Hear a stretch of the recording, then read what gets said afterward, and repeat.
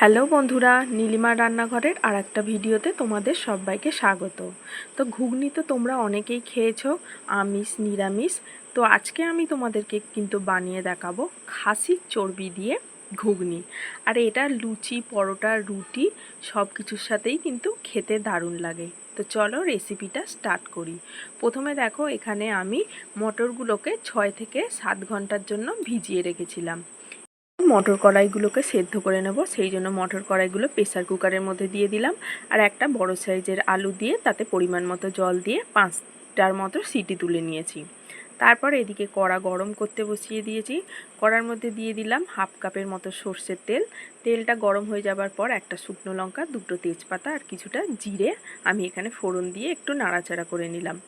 তারপর আগে থেকে আমি এখানে 2টো বড় সাইজের পেঁয়াজকে ঝিরে ঝিরে করে কেটে রেখেছিলাম, তো সেটা দিয়ে দিলাম।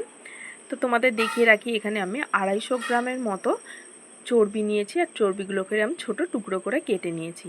তো পেঁয়াজটা যতক্ষণ ভাজা হবে ততক্ষণ আমি একটা মশলা বানিয়ে নিচ্ছি। আমি দেখো 1/2 চামচ হলুদ গুঁড়ো, 1/2 চামচ ধনে, 1/2 চামচ জিরে গুঁড়ো আর 1/2 চামচের মতো কাশ্মীরি লঙ্কার গুঁড়ো নিয়ে জল দিয়ে একটু পেস্ট বানিয়ে রাখলাম।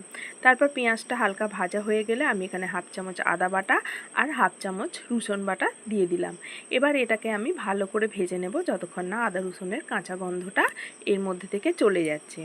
তো আদা রসুনটা ভাজা হয়ে গেলে আমি যে মশলাটা গুলে রেখেছিলাম সেটা দিয়ে দিলাম আর বাটিটার গা ধুয়ে অল্প পরিমাণ জল দিয়ে দিলাম।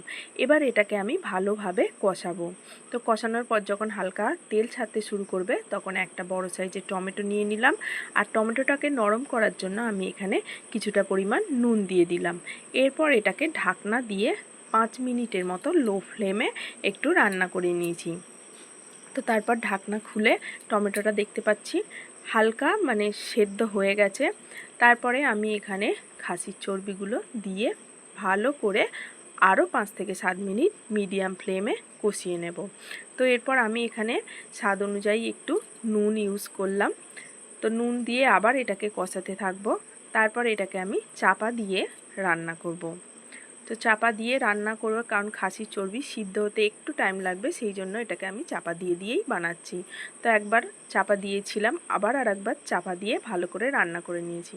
তো তোমরা দেখতেই পাচ্ছ তেল কতটা ছাড়তে শুরু করে দিয়েছে। এই সময় কিন্তু আমি যে মটর আলুটা সিদ্ধ করে রেখেছিলাম সেটা দিয়ে দিলাম। এবার এটাকে আমি ঢাকনা দিয়ে ফুটে উঠতে দেব।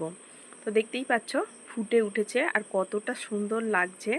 তো এটাকে কিন্তু মিডিয়াম ফ্লেমেই আমি রান্না করছি। তো এর মাঝখানে আমি 2টো কাঁচা লঙ্কা এর মধ্যে অ্যাড করে দিয়েছিলাম।